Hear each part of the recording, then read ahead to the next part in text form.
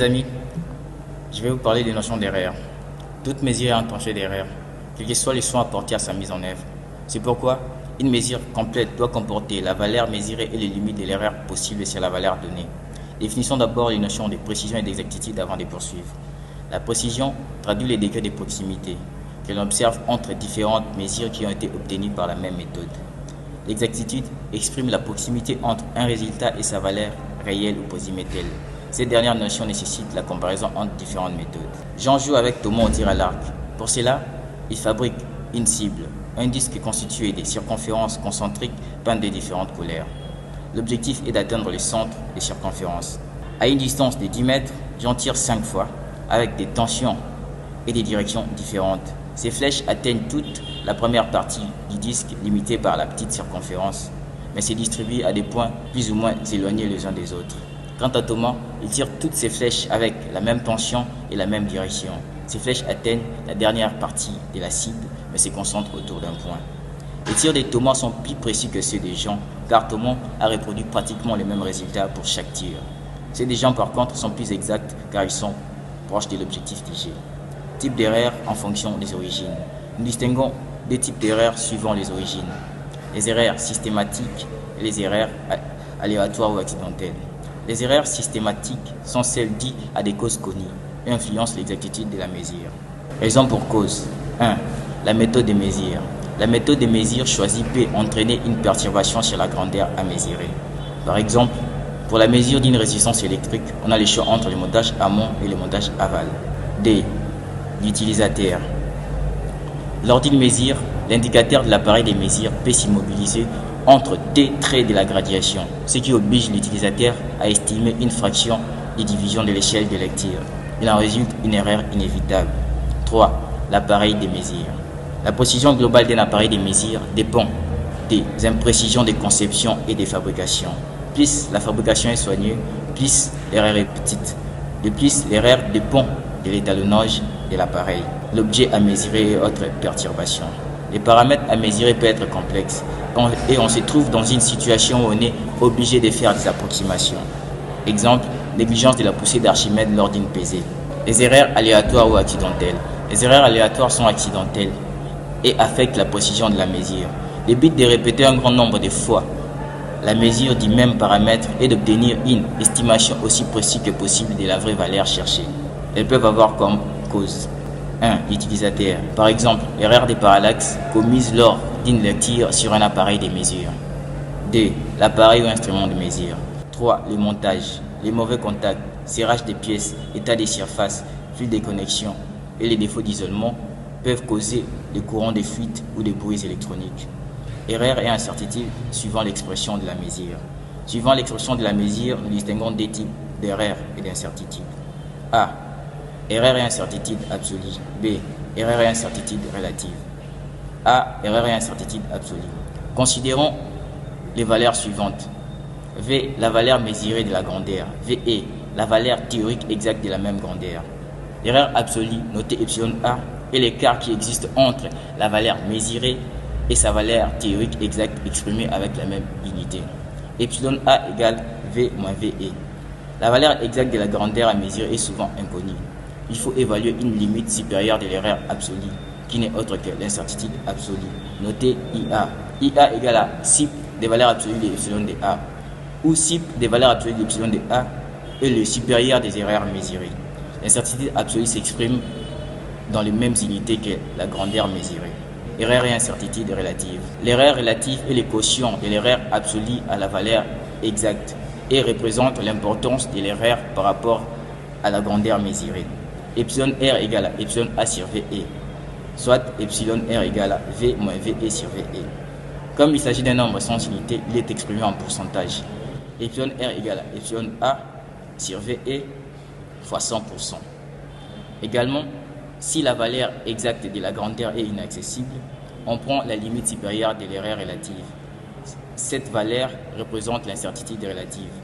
IR égale à IA sur VE fois 100%. L'incertitude relative est une manière commode de chiffrer la précision d'une mesure. C.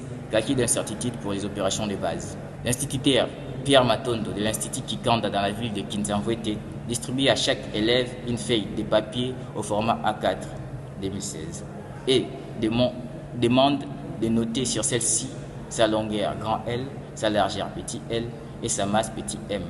Il écrit ensuite dans le tableau 1 tous les résultats proposés par les élèves. Sachant que les dimensions théoriques de la feuille de papier A4 sont grand L égale à 29,7 cm, petit l égale à 21 cm et petit m égale à 5 g. Les erreurs sont données dans les tableaux D.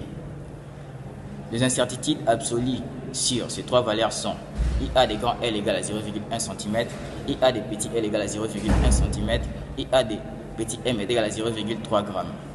Somme et différence. L'incertitude absolue sur une grandeur qui est une somme ou une différence des autres grandeurs est la somme des incertitudes absolues sur ces grandeurs.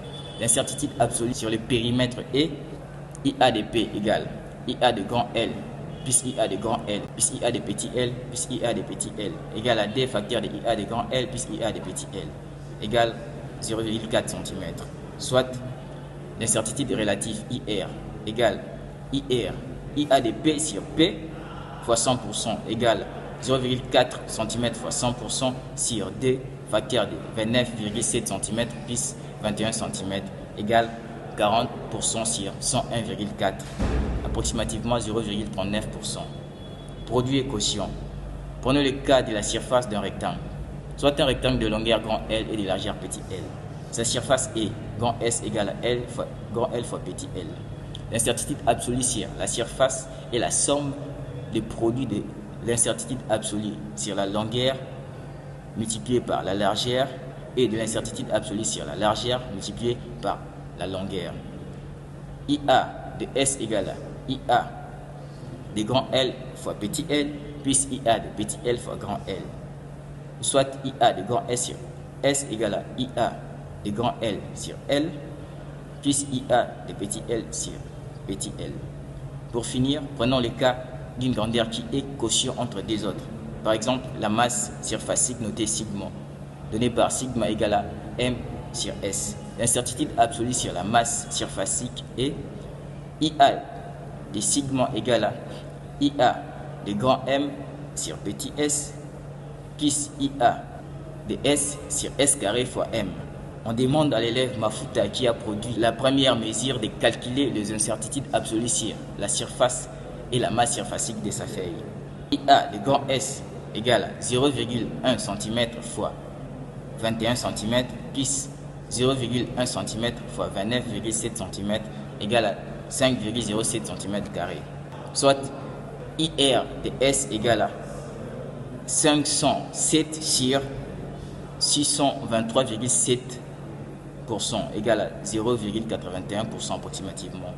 Le résultat de la mesure de sa surface s'écrit alors S égale à 623,7 cm² plus ou moins 81%. Pour la masse surfacique, sigma égale à 0,009667 g par cm², soit 8,02 mg par cm². L'incertitude est IA de sigma égale 0,3 g sur 623,7 cm² plus 5,07 cm² fois 5 g sur 389 001,69 cm exposant 4 égale à 0,00054 617 g par cm². L'incertitude relative sur sigma égale à 0,054 617% divisé par 0,009667 égale à 6,421292856%, approximativement 6,421%.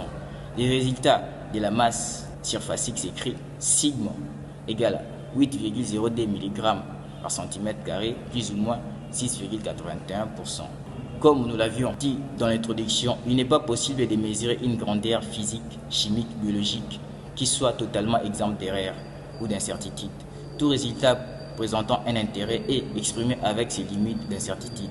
La notion d'erreur se trouve donc au centre de l'évolution des sciences naturelles et de l'ingénierie, car d'une manière, l'objectif de ces derniers est de minimiser, de réduire de plus en plus cette incertitude pour expliquer et exploiter au mieux la nature. Merci, au revoir.